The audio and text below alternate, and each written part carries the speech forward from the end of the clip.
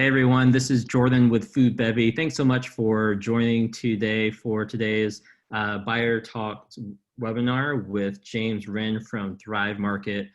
For those of you who are on this, you probably already know Thrive. They're one of the premier good food e-commerce platforms and marketplaces in our space. And they're doing a lot of really cool things of pushing better for you brands out there into the world.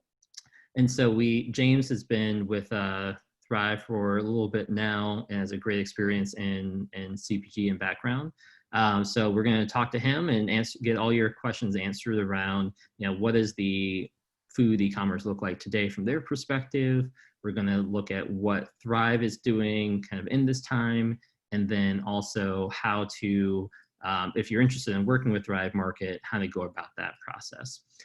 First, before we jump into that, I'd like to welcome Travis here from Gorgeous. Gorgeous is a help desk software that plugs into your e-commerce to better manage customer relationships and turn customer complaints into sales. And so Travis is going to give a 2-minute just walkthrough on what the platform looks like. And if you're interested in reaching out, there's going to be some great deals on there as well. Perfect. Travis. Yeah, awesome. Pleasure to be here. Thank you, everybody. As Jordan was saying, we are a customer support tool for your e-commerce store. We're built specifically for Shopify and Magento, and we really help you scale effortlessly as you grow. So you don't have to hire a bunch of extra people. We really get the job done with minimal effort, and that's thanks to automation and machine learning. So what we do is we bring together all your different customer communication channels. If you want to go to the next slide, we bring together all your customer communication channels like email, SMS, social media into one platform. So that way you have a unified view of your customer conversations. So even if it's across those different channels, it'll be on the same ticket. So that way you have a lot more context with your customer when you're speaking to them to personalize and make recommendations, just knowing what your customer likes. Next slide, please. Yeah. So we're built specifically for Shopify and Magento, and we have a really deep integration with them where we're able to pull up customer conversations, customer data points, and shipping information.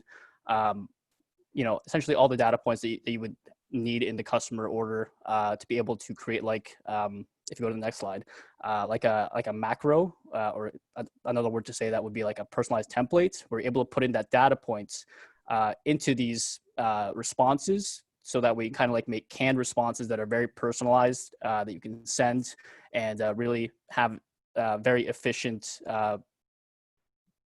responses. So instead of taking a minute or two, it would take seconds.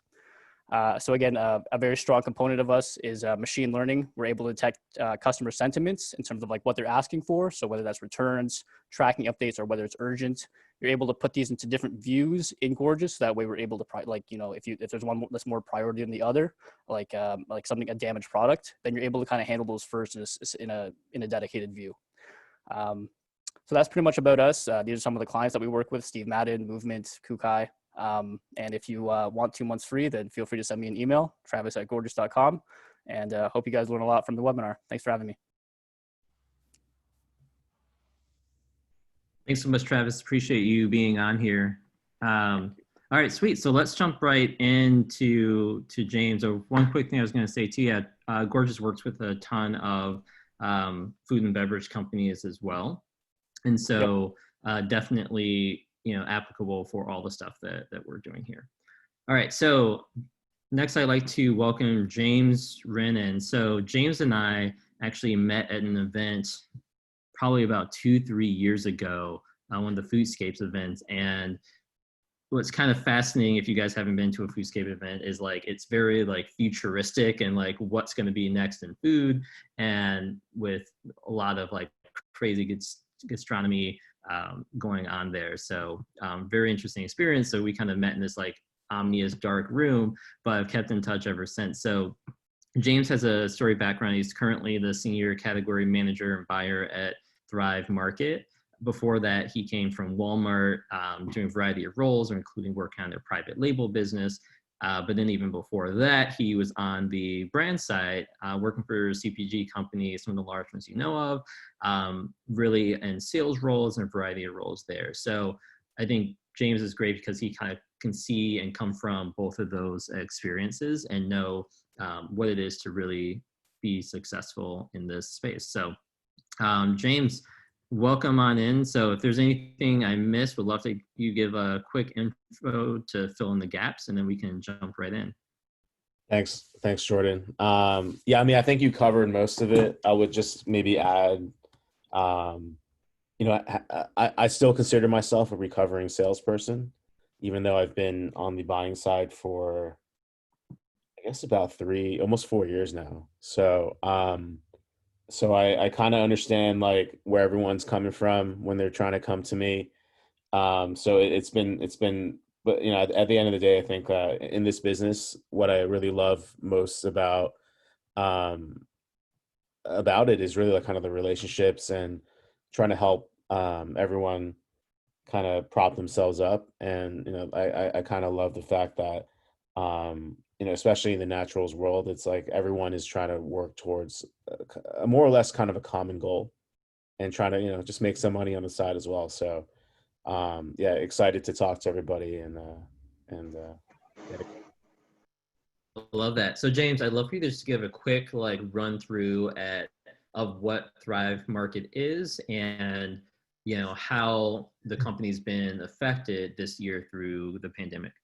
Sure. So Thrive is a e-commerce retailer. Um, we primarily focus in the naturals wellness space. I mean, our mission is to make healthier living easier and more affordable for everybody.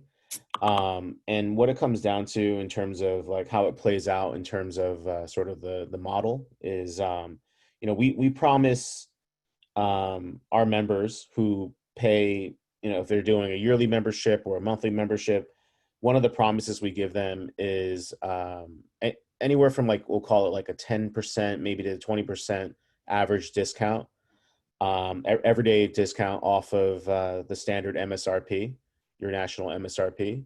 And the other piece too is we make it very sort of easy for the member to wherever they are in their journey, right? Like whether they're sort of like deep into a specific dietary needs or they follow specific sort of like food trends, it's very easy for them to shop on our site through a number of different values and interests that they can sort by.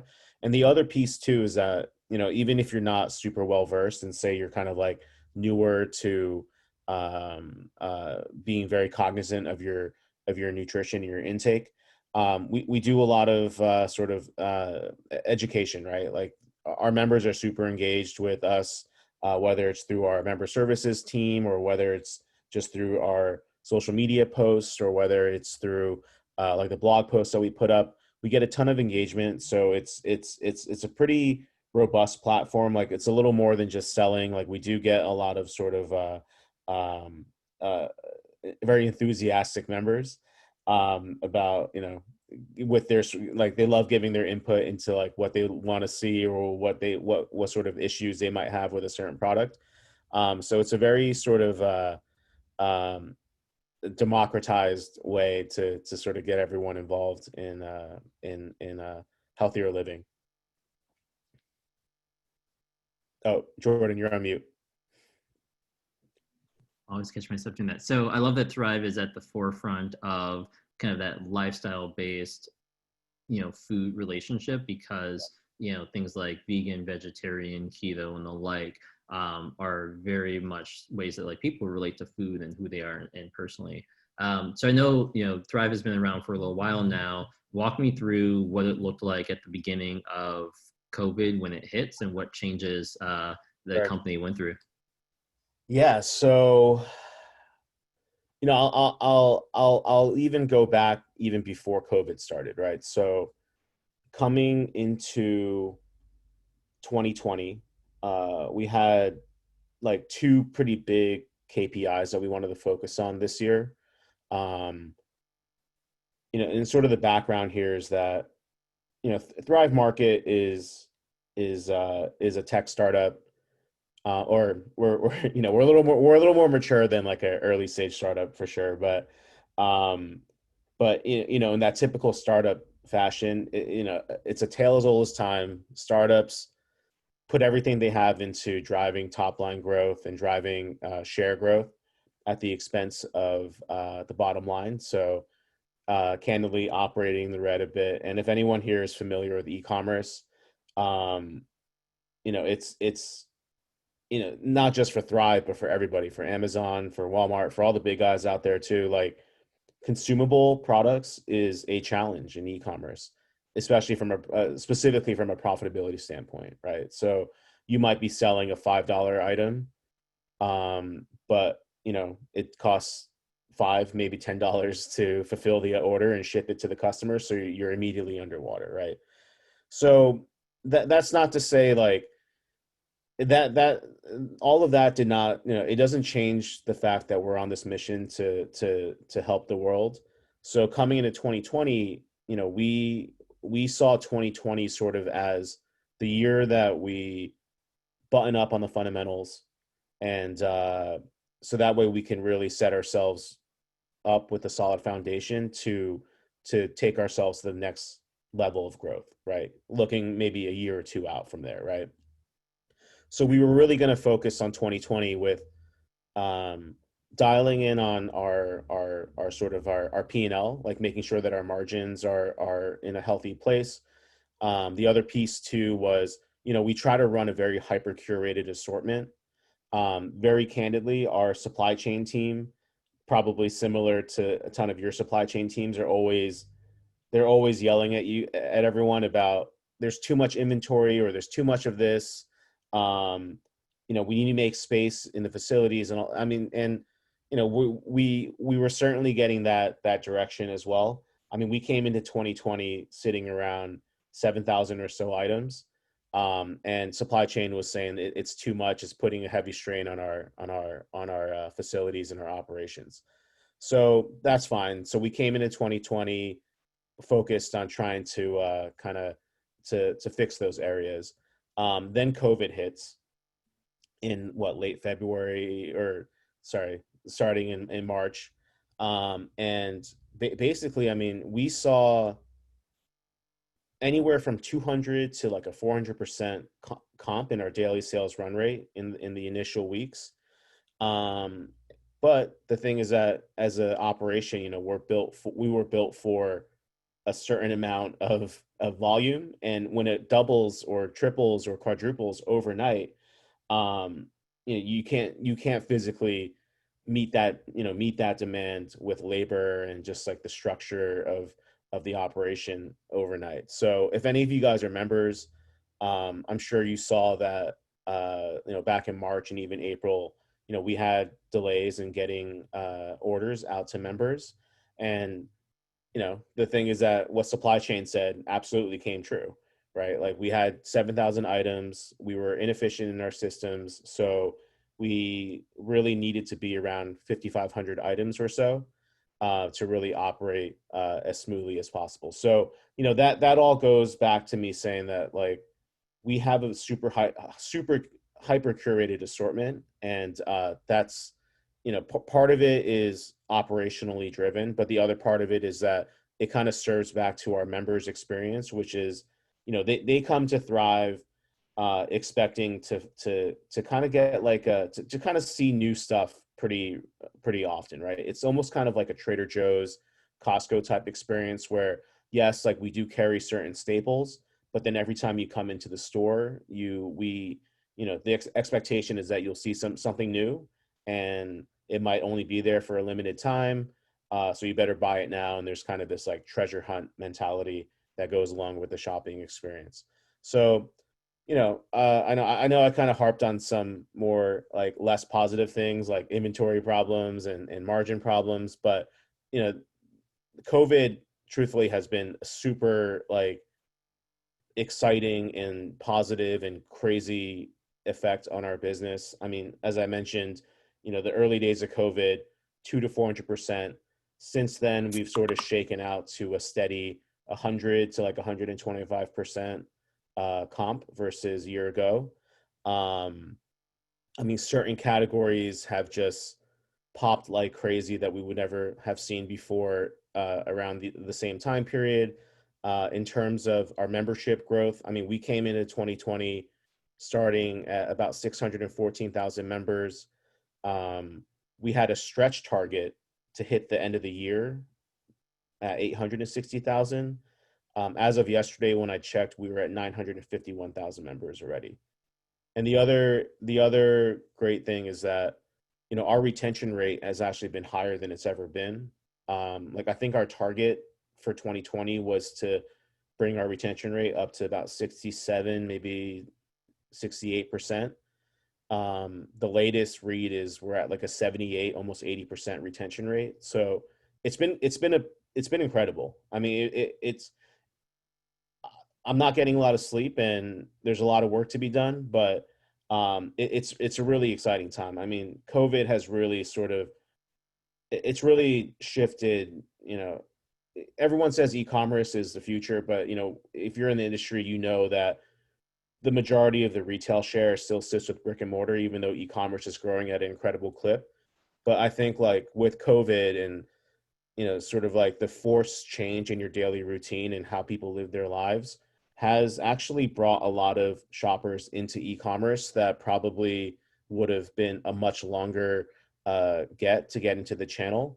And the interesting thing about e-commerce, and this is pretty consistent at Thrive and everywhere else I've been, is that, you know, once a shopper enters the e-commerce channel, it's not that they only shop in e-commerce. Like everyone tends to shop in every single channel, whether it's e-com, a mass, grocery, drug. They shop everywhere to get what they need. But once they're in e-commerce, they never leave, right? So there's a good chance that, you know, like the share of wallet over time is going to really start moving. It's moving over into e-commerce in a much bigger way than anyone could have ever expected pre-COVID. So. No, I really appreciate you talking about some of the real challenges that Thrive was going through at the beginning of this, because from the brand side, right, you think, oh, an e-commerce play as an online store, you can have infinite product, right? Why can't you take my product? But there's like real warehouse issues where even like you're like the current products we have are too many, so you're always constantly kind of scoping back. I mean, even you look at Amazon, right? And it was a nightmare getting product into their warehouses because even they were having huge logistical problems and huge like delay. They were delayed like weeks and months. They had to cut off inventory, like accepting products in, which is, you know, crazy. Yeah. I mean, you know, they run, well, first of all, Prime Day didn't happen, right? And then, but you know, specifically on the food side, they, you know, they in the summers they have I mean, we call it cold care, but they basically have like a we'll call it like a refrigerated pack or whatever you want to call it to ship certain things like chocolate that have a high chance of melting in the summer during shipment. And you know, they turned off that program this summer, right? And that's just one very specific category out of, you know, the hundreds of categories that they carry, and they, you know, they couldn't handle it. So I mean, I think it's really more of like an example or a testament to like how serious the impact from the pandemic has been. When you mentioned a couple like categories that shot up out the roof, can you talk a little bit about like, you know, we know like hand sanitizer and some of the basic staples that saw a rise. Were there any categories that maybe like saw a bigger increase that weren't as obvious? And then vice versa, were there any categories that might have been fairly popular before but saw, you know, very little increase? Yeah. So, I mean, I think everyone in the industry had recognized, or even if you're not in the industry, back in, you know, we'll call it like April or May, suddenly everyone was a baker. So, you know, we saw like a pretty amazing growth in that category, right? Normally it's pretty soft in the summer. But you know, we saw some tremendous growth, especially March, April, May timeframe, I guess, when it was like peak baking season suddenly. But really, I mean, the other categories that we saw a ton of movement in were, you know, a lot of it was related to the fact that people are going to be staying at home. potentially cooking more meals together with their families. So we saw a big pop in like canned and packaged foods, even condiments and sauces, spices, salt, uh, soups, meals, and like quick serve side dishes, uh, grains, pastas, breads, and snacks. Obviously snacks because everyone's staying at home, and that has popped a ton. I would say like one of the surprises, if we're gonna go just like a level deeper, is kind of how um, the mix has shifted a bit, right? So I'll give you an example in terms of with pasta, right? So coming into 2020, so we have this great private label pasta program. We carry two lines. One is organic, and the other one is like a biodynamically grown wheat pasta, super premium, like really great product. But the truth is that we weren't really selling a ton of it. In January and February, we were having conversations about, all right, so once we sell through, this inventory, we're probably going to exit out of this program, because the pasta that we're really selling are things like Banza and other sort of like alternative grain pastas. As soon as COVID hit, all of that wheat pasta sold out, and we were struggling to get like a replenishment on that. I went ahead and onboarded more like other wheat pasta brands, and just it's a very clear shift in sort of like how traditionally how our members shopped. We attributed that to, on one hand, I guess people were feeling like they wanted some comfort food, but the other thing too is that just the sheer amount of members that we had acquired in the last few months, there is no way that they are all exactly the same profile as the standard like pre-COVID Thrive member. There's no doubt in our minds that we've taken in members that are a little more, I guess, like broad. Like we've kind of like broadened our reach, so to speak. So that's been interesting to see. And then to answer your question about categories that kind of didn't that were kind of negatively affected by COVID, a big one was bars for us, and I think that's pretty prevalent in even brick and mortar. But the fact that like bars in general kind of sit as like a convenience, like meal replacement, like on the go kind of situation, and unfortunately, no one's going anywhere anymore, right? So we're not, we definitely saw a spike when COVID first happened, but the hangover since then has been pretty serious.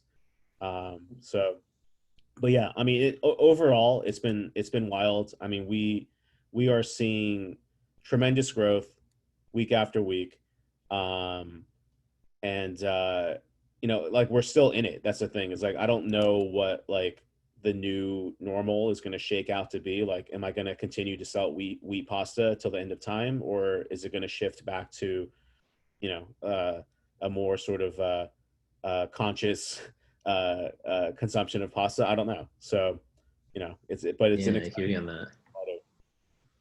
One, no, I want to dive a little bit deeper in that. One footnote for everyone listening in: if you have any questions, feel free to add them to the chat, and then I'll get to those when when they come up. So any questions all throughout this, add them to the chat. James, one thing that is kind of solid as well, you kind of mentioned it, where a lot of the online shoppers for grocery tended to be, if you look at like a product adoption curve, they're on like the early adopter, kind of moving in kind of up that curve. And now it seems that more of the mainstream consumer has jumped into the e-commerce space, but what they're buying are more traditional products, just buying those online. And even when they're buying like, they're buying a wheat pasta, they might want to buy their normal, grocery store brand. But if that's not available, they're kind of moving on to like, okay, this is still a wheat product that's similar to what I've bought before. Yeah, Have you seen absolutely. that? Yeah, and I think one other thing to add to sort of the adoption of e-commerce is we've seen we have members that have come in that because of the pandemic, like, and they're higher at risk.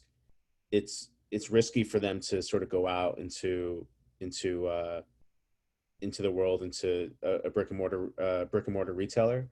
or even if you're not at risk but you don't feel comfortable doing it, it's like it's kind of become this. I think there's a number of members out there who never saw e-commerce as an option in their lives, but then it was kind of like forced onto them. And I think the great thing though about our platform and e-commerce platforms in general is that once you're in it, it's really hard to get out. Yeah, it's definitely true. A couple quick questions. People are asking about certain categories. So, like bars, have you seen that? Like someone that Michelle asked about, is now, would you recommend bars applied again to Thrive now? Are you onboarding more bars, or does it kind of have to have a special offering? No, in terms of where I'm at in bars from a macro perspective, um, I'm in the middle of reviewing my assortment, and candidly, like that's the 7,000 items problem that I mentioned in the beginning. Bars is a pretty big part of that problem. So I'm in the middle of just kind of like reviewing the assortment and dialing in on exactly how we want to proceed. Um, that said, we are pretty, like, in terms of reviewing product, like we don't have like a set schedule by category. Um, if something compelling comes along the way, we'll definitely take a look at it. But if it's not the right time, we'll let you know. We'll say like, hold off for a couple weeks or so. Bar specifically, I would say I'm probably at least 3 or 4 weeks out from wanting to really take a hard look at onboarding new brands, as I'm trying to kind of clean up that assortment, um, and just kind of put it in a better place. Yeah, it makes sense. Salty snack category, how's that doing? Oh man, people love. My best subcategory within snacks is actually uh, like nuts, like trail seed and like trail mix and like seeds. But like very close behind it is like jerky, meat sticks, like chips, that kind of stuff. So yeah, salty snacks has been doing awesome. Um, specifically just looking at my like snacks category, we're up about 80% versus a year ago. The ones that have popped the most, like pretzels, popcorn. Oh, and then one other interesting thing is our applesauce pouches have really popped off. And I think that's that's not just within snacks itself, but more so what we found is I guess because people are just at home, kids are at home, they're not at school. Like kids focus snacks or just kids focus items have really taken off during the pandemic as well. Yeah, that totally makes sense. When you have to like, you're responsible then for all their meals and snacks and everything in Their between. survival. Yeah. How about, I'm assuming it's been up, but like sea salt, specialty sea salts and spices, those been going well? They have been doing well. I think a lot of it has to do with the fact that people are at home more and they have to cook. So they have been, as a overall category, it's been doing great. We have a pretty strong private label offering in that in those areas, and our members love the private label, and it's been doing well. That's awesome. And then how about like preservatives, jams, condiments, and nut butters? Oh yeah, nut butters is another one. We saw the crazy spike in March, a little hangover in April, but every month since then has been 100+% comp versus a year ago. Um, Again, it's just you're at home, you gotta prepare your own meals, and I think it all ties back to it. Everyone's making better for you, PB&J sandwiches. Yeah, yeah. And jumping into those. And then what's Thrive's take on CBD products? So we can't do food CBD. We're just it's more of a legal thing. So um, more to come, hopefully. Do you But have supplements then? we do supplements, yeah. But in terms of like anything that's meant for on the food side, we can't do it yet. Gotcha. Okay. And then I know there's different like lifestyle trends. Do you have collections around like low carb or keto on the platform? Yeah, absolutely. I How are mean, those doing? you can shop by diet or our values rather. Low carb, keto, paleo, like those are all sort of diets or like lifestyle choices that you can shop by. I mean, keto. I think I saw someone ask, but like keto has been it's been great for us. But I think it's not unique to us. I think broadly in the market, it's been a great um, it's been a great attribute to have on a product to get it to move. It's almost like I almost feel like keto is starting to become like the new Atkins or Yeah. like when like Atkins or low carb was really popular in the late 90s. It's kind of like hitting that kind of stride where it's just part of the mainstream consciousness, and there's this like association with keto being healthy. And I think that's kind of like where we're at right now. Is like with keto, it does super well. I mean, we'll do like keto specific themed sales, and I mean they do any, I mean they go crazy. I mean any at the very least, like you'll see like double the lift, if not maybe sometimes like like triple the lift. It's been a pretty powerful a powerful value to have. Yeah, I've definitely seen that. I think everyone's kind of asking about their categories. I'm going to do a couple of these. You can do like quick Oh, style, but chocolate. like, what was that? I see Chocolate chocolate. bars. Yep. I mean, so this one has been very interesting for us. Um, Normally we see a drop off in the summertime. Um, Again, similar to Amazon, we also do like a cold pack program in the summer for chocolate. Um, part of it is I think part of the reason why there's normally like softness in the summer as it relates to the cold pack is because with the cold pack, we require the member to buy at least like 6 units to fill the whole cold pack to make it economical for us to ship. And in the past, I think that's been kind of like a turnoff, right? Like I only want to buy one or two. I don't want to have to commit to six. But I don't know, something with pandemic and staying at home, it's been flying off the shelves. Like people have been happy to buy, whatever it is, 6 units, 8 units, to fit that pack, and it's been doing really well. I'd like to also think that we're getting a bit of like a help from the fact that Amazon's not selling chocolate this summer, but it's hard to say if COVID didn't exist. Like, would that even be the case? Yeah, no, I hear you on that. I'm sure there's some because people are craving their chocolate fix. Right, Yeah. there's some diehard chocolate fans out there. Raj asked about ethnic sauces and international foods. I mean, I wouldn't say I've seen like I wouldn't call it out as like a special. Overall, international foods has done well. Part of it is we've added a lot more in 2020 than we did in 2019. Just like sheer amount of SKUs that will kind of bring you there. But yeah, I mean, specifically, if we're dialing in specifically international foods, just looking at some of the anything that's sort of like value add. So like I think Raj mentioned the sauces, cooking sauces, um, but just like even like spice mixes or like ready to eat rice, that kind of stuff has all been very successful during the pandemic. Again, people are at home, they need a meal, uh, and anything that's sort of like value add or helps you, start a meal or build a meal, it's all been very successful. So Has I know there's a huge rise in immunity focused products and like probiotics. Has that stayed the same or have those tapered out?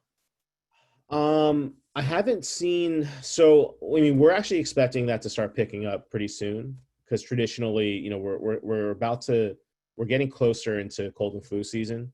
So traditionally this is when it starts picking up already.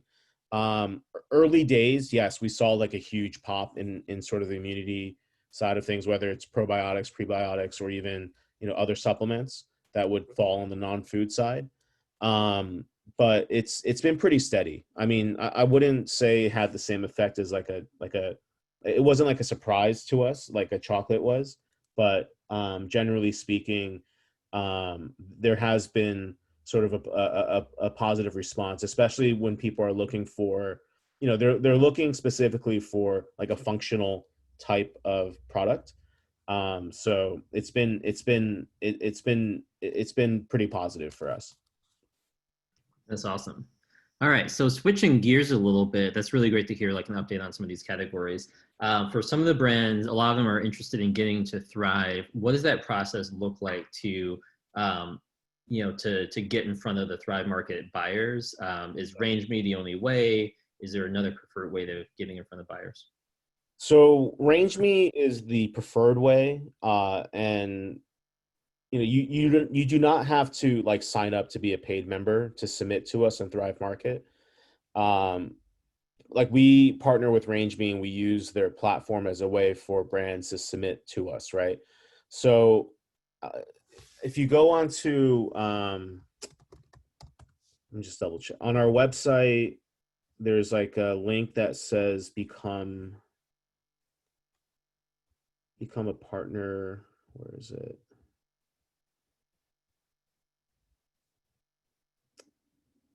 I'll send it to you, Jordan. But from our site, there's going to be a link that that allows you to do a submission. It's through RangeMe, but you don't have to like sign up and like pay for the service to be able to submit through that. So that's probably like the best way.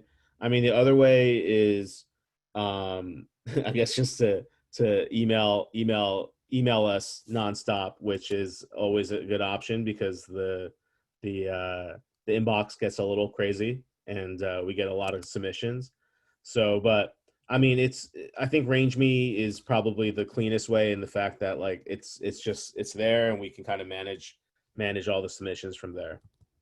Gotcha. I'm probably sure you guys are seeing hundreds of submissions probably every week for products. Yeah, it's pretty wild. I mean, it's like I would love to say that we're just sitting around waiting for products to be submitted to us, but who knew? There's like other stuff that we have to do as well. Yeah, for real. And then with your assortment kind of decreasing right now in terms of kind of honing down those core products, are there any categories that are like gaps in what you're looking to fill right now? So you're like, hey, we're decreasing, but we're looking to fill in X category. Oh, sorry. Hold on. I was trying to send that link out to the chat and I only sent it to one person. Give me one second. Yep, go ahead. All right. Sorry. Could you answer that? Can you ask me that one more time? Yeah. Are there any categories or product types that you're looking to onboard into Thrive Market right now? There might be a gap.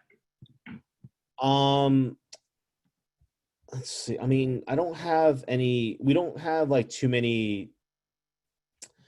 There's the gaps that we come up with lately because of COVID. A lot of it has to do with more. We might be having inventory issues with a specific category, but that's more of like a broad statement. In terms of any specific gaps, I mean, what we're really looking for is sort of the new untapped kind of product, right? Like we as I mentioned up top, like our members love coming onto our site and discovering things that they've never seen or heard of before. And that's what we're looking for, right? Everyone can make a ketchup or like some sort of variation of ketchup. We're not necessarily looking for another variation of something that's already out there. What we're looking for is like something that can really that's kind of next level, right? Next level from not just like a member experience standpoint, but also from the supply, the sourcing standpoint. Like anything that can bring in sort of a unique story or sort of like a something that can it's part of a model that helps better the planet in some way. Those are the kind of products that we're looking for. And I think it's always good for brands to get a sense of like what that process looks like on the buyer side for like products that you bring in. So I think what you mentioned is really great. But like, what really stands out to you besides that? Like, are you looking for like data from brands on velocity and like proven traction in certain markets in store versus, you know, other e-com platforms? Are you looking for like social media growth and PR, the buzz about the brand? Like what really stands out? Well, I mean, it could be any of those factors, right? I mean, really, any of those factors can be. It really depends, right? Like if we have something that's going to be untested, that's brand new, so you know, obviously there won't be any retail data behind it to help us make a decision. But like if brands can show us and we recognize it as like a trend that is on the right direction, it would totally make sense for us, right, as a platform, since you know we love to have unique, uh like unheard of brands that are out there. Like that's part of what drives sort of the excitement of shopping on Thrive. um you know, the other thing too, that I probably should have mentioned is at the very beginning we need to make sure that we can make the product fit into our pricing model, right? So that promise of coming in on that discount anywhere from, you know, that 10 to 20% off of the national MSRP, as well as making sure that we're hitting margin targets, right? All of that is, I would call that more of like the very basic of what we need to be able to accomplish, and then all the other aspects of like making sure that it's you know it's going to pop the right way through marketing or through just the way that we're launching the product. All of that kind of comes a bit later on. Awesome. And kind of transitioning, kind of going in for brands who are currently selling with Thrive, or let's say a brand gets on board, what are the kind of approximate like velocities that new brands can tend to expect for expectation setting? Are they like going to move one case a day, 100 cases a day? I know it varies by category, but is there like I mean, it really varies by category. I never look at it specifically from like, it really depends on the category, right? So if I had to use an example with like, you know, we'll call it, if we're looking at sort of grains and pastas, right? Depending on the SKU, I mean, you can move anywhere from, you know, like 100 units a week to like 1,000 units a week. It really depends on the item and how it fits into sort of the shopper's overall basket and their needs. Um, I mean, are you trying to ask like how to measure success? Is that kind of the yeah, and I think too that for different platforms, I've seen people say like, "Oh, I want to get on this platform because I think it's going to just completely move the needle on my business." Right? If you like start selling into Walmart and get like go nationwide with Walmart, right? You're going to be doing like millions of dollars in purchase orders on day one if they bring you in. But like, you know, what are kind of just so people can get a sense of like the realities of working with Thrive. Yeah, I mean, in terms of like, I guess dollars or just units, gosh, it's hard. I mean, it's hard to say. It really depends on the category, right? Like, I would say at the very least, I mean, I'll be buying, I will buy more than just a case per fulfillment center. Like, normally we're probably bringing in minimums like a pallet, maybe two pallets a time. And we try to maintain anywhere from like a 14 to 21 days of supply. So, you know, it's really, it's hard for me to answer that question with a lot of detail because it's very broad and it kind of varies depending on what Well, that's item. even good knowing that, yeah, you're bringing kind of pallets at a time typically because, you know, other sites that I've heard or worked with, you know, they'll literally bring in like a couple cases or something to start. So Yeah, I mean, that's a good range. we try to be very cognizant of you know the brand's model as well, right? Like I'm not gonna try to force a brand to work with us if for if you know if I'm only gonna buy one case every month, it's probably gonna hurt you guys financially, and I don't want to put anyone at any sort of financial risk. So generally upfront in the conversations, you know, we'll talk about like, you know, in this category with a similar product, like what does the velocity look like, right? So it's Okay, part of that's sort good. of the conversation and the review process. For brands who are currently selling on Thrive right now, I know you guys have a variety of marketing programs. Yeah. Which marketing programs, someone asked, which ones are kind of most effective at moving the needle Yeah. that they should like jump on? So generally speaking, our members are very responsive to price promotion. We're not, I wouldn't call ourselves like, I'm not trying to say we're like a Publix where you only move units when you're doing a BOGO. It's not that, that bad. But promotions that tend to do well are, so the two that come to mind are GWPs, which is a gift with purchase. That's essentially a program where the brand would supply us with like free finished product, not a sample, but like like an actual finished good, roughly about a $10 to $20 value. And that's like a gift that the brand will give to a member who hits like a certain cart threshold. And then they can opt in to like take a gift. That program generally comes with like email marketing as well as a banner ad to kind of like drive home the message that, you guys are here. This is what we're about. Here's a gift for you to try out, and please come buy us again. The other program that we have is we call them like percent off campaigns, but it's basically kind of like we might have like a 25% off Whole30 sale, or like 25% off keto sale. And those tend to do super well as well. The lifts on those are pretty crazy, anywhere from 200 to 300%. And the good news is that we're not just subsidizing the base consumer. Like, generally speaking, we are bringing in new shoppers into, whether it's that product, that category, that product, whatever it is. Like, it does tend to do well in terms of incentivizing people to jump in. And also that does come with, like the social media posts, like a broader sort of marketing campaign that, multiple brands will be a part of. Okay, that's good to know, because I know, yeah, every retailer or site has different kind of promotions, so it's always good to know which ones are most effective on there, especially starting out. Yeah, listen, I'll say this on promotions, like going back to like my old days as a salesperson, right? There's definitely some retailers out there that are just trying to push promotions onto the brand in order to collect, fees from them or whatever it is, right?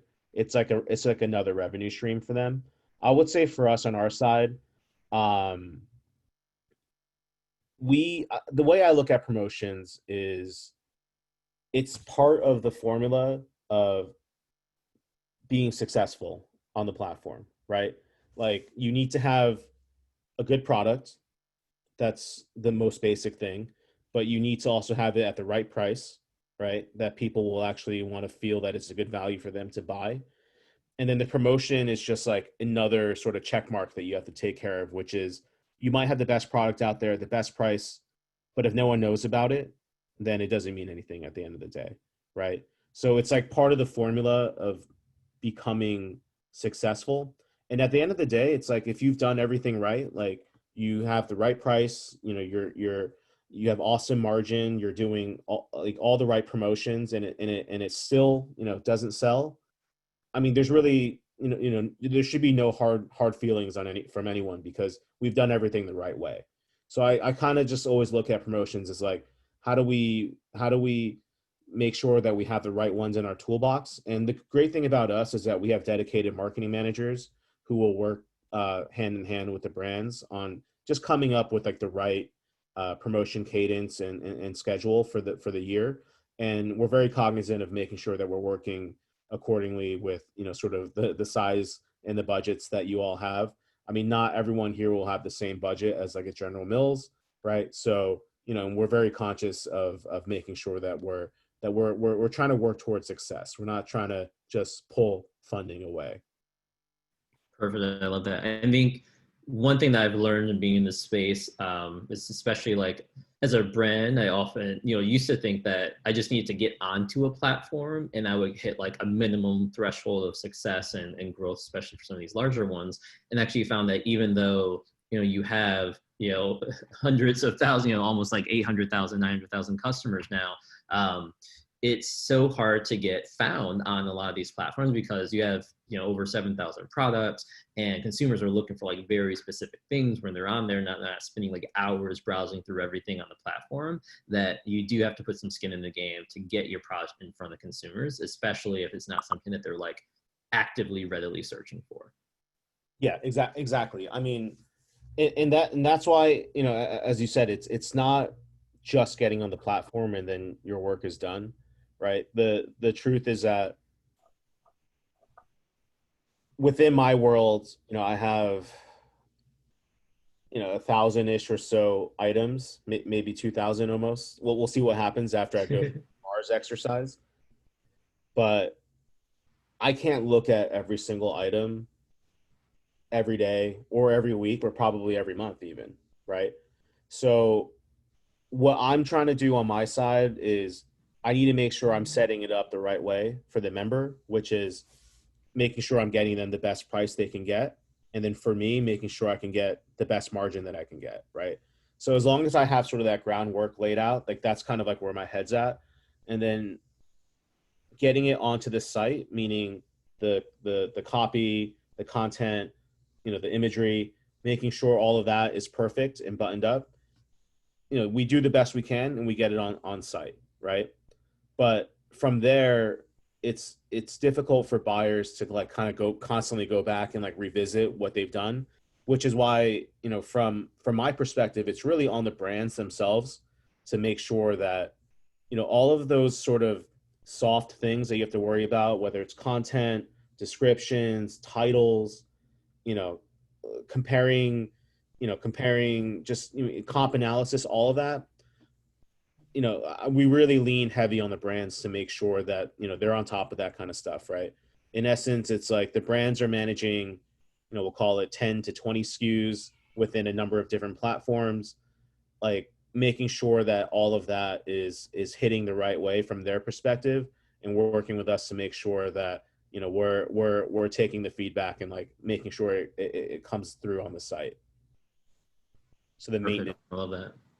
Yeah.